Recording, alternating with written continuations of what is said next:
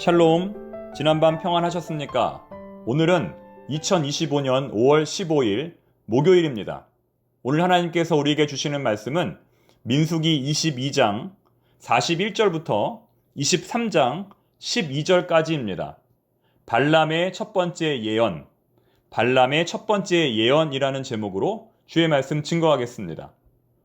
모압 왕 발락은 아모리 왕 시온에게 패배를 당했고 아모리 왕 시온은 이스라엘에게 패배를 당했습니다. 민수기 21장에 나오는 내용입니다. 그런데 그 이스라엘이 지금 모압을 향해 진군하고 있습니다. 따라서 모압의 왕 발락의 입장에서 볼 때 지금 자신의 나라를 지킬 수 있는 유일한 방법은 선지자 발람을 고용하여 이스라엘을 저주하는 것뿐이었습니다. 가만히 손 놓고 있다가는 저 강력한 이스라엘 백성들에게 모압이 멸망당할 것이 분명했기 때문입니다. 그러나 결론적으로 볼 때 하나님의 적극적이며 직접적인 개입으로 인해 발락의 모든 계획은 수포로 돌아갑니다. 아니, 차라리 가만히 있는 것이 더 나을 뻔했습니다. 왜냐하면 이스라엘을 저주하라고 고용한 선지자 발람이 오히려 이스라엘을 축복했기 때문입니다. 선지자 발람은 총 4개의 신탁을 통해 하나님의 뜻이 무엇인지 분명히 드러내고 이스라엘 백성들에게 하나님의 축복을 선언합니다. 오늘은 그 4개의 신탁 가운데 첫 번째 신탁입니다. 과연 하나님께서는 발람을 통해 어떠한 예언을 선포하셨을까요? 민수기 22장 41절부터 민수기 23장 6절까지는 예언을 위한 준비 과정입니다. 발락과 발람은 현재 이스라엘 백성들이 진을 치고 있는 모압 평지, 다시 말해 이스라엘 백성들이 머무르고 있는 숙소가 가장 잘 보이는 산 꼭대기로 올라가 이스라엘을 저주하기 위한 준비를 시작합니다. 산 아래에 있는 이스라엘 백성들은 누군가가 산 위에서 자신들을 저주하려 한다는 사실을 꿈에도 모르고 있었던 것입니다. 그러므로 이 싸움은 전적으로 하나님과 저들과의 영적인 전투입니다. 그들은 하나님으로부터 말씀을 받기 위해 하나님을 위한 제사를 드립니다. 수송아지 7마리와 순양 7마리를 준비하여 하나님께 번제를 드립니다. 선지자 발람은 이처럼 하나님에 대해서 치밀하게 연구를 했던 겁니다. 하나님이 좋아하시는 것은 무엇인지, 하나님이 어떤 분이신지 치밀하게 연구를 했던 겁니다. 그 결과 하나님은 발람이 준비한 제물들을 흠양하시고 발람에게 임재하십니다. 이어지는 7절부터 10절까지는 그때 받은 하나님의 예언입니다. 과연 하나님은 발람에게 어떠한 예언의 말씀을 주셨을까요? 총 3가지의 메시지를 주셨습니다. 첫 번째 메시지는 하나님의 주권입니다. 축복과 저주는 누구의 손에 달려 있는가? 오직 하나님만이 축복하실 수 있고 오직 하나님만이 저주하실 수 있습니다. 어느 누구도 하나님의 뜻을 바꿀 수 없으며 어느 누구도 하나님의 생각을 조정할 수 없습니다. 8절 말씀을 읽어보겠습니다. 하나님이 저주하지 않으신 자를 내가 어찌 저주하며 여호와께서 꾸짖지 않으신 자를 내가 어찌 꾸짖으라. 오직 하나님만이 누구를 축복할지 누구를 저주할지 결정하실 수 있다는 것입니다.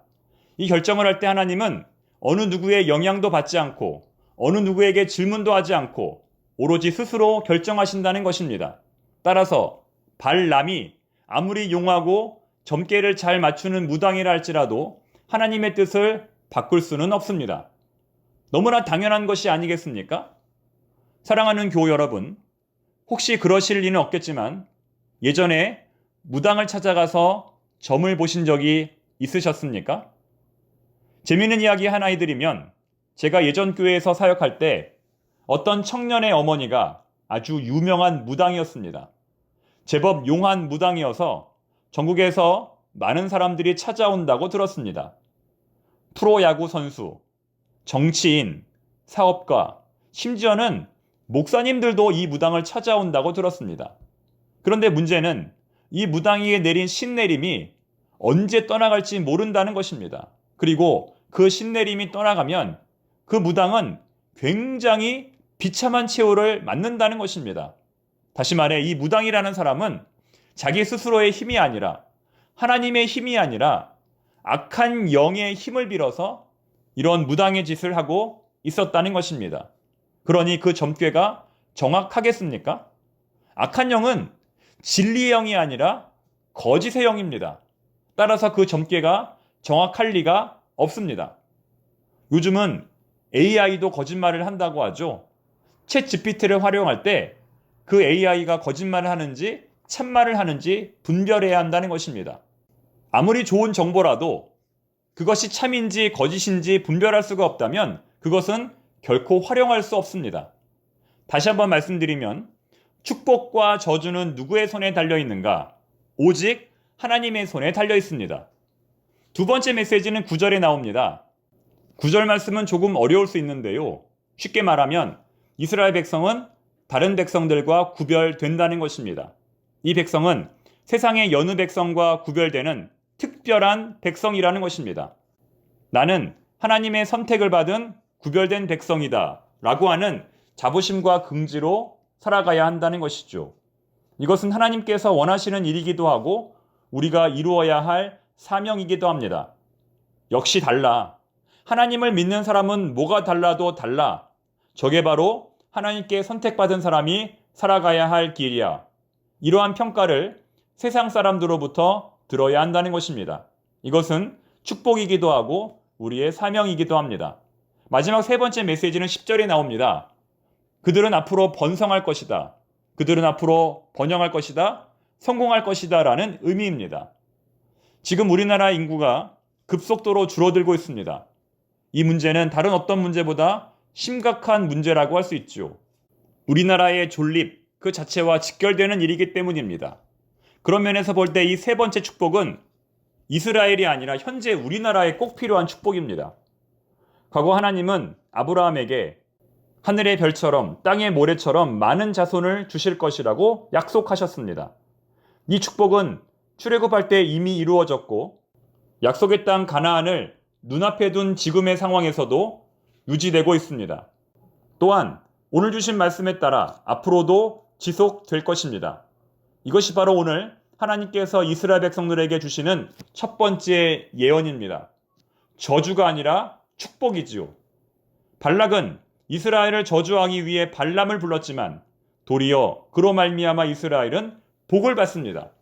이러한 일이 저 산꼭대기 위에서 이루어지고 있었지만 이스라엘 백성들은 그 사실을 까맣게 몰랐습니다.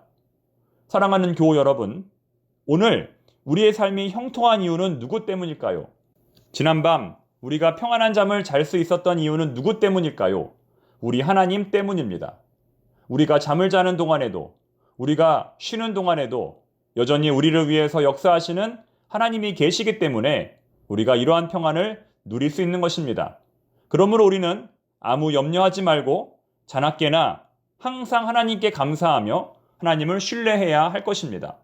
우리의 소망은 오직 하나님 한 분뿐입니다.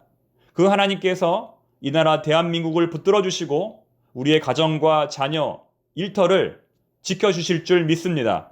여러분 믿으십니까?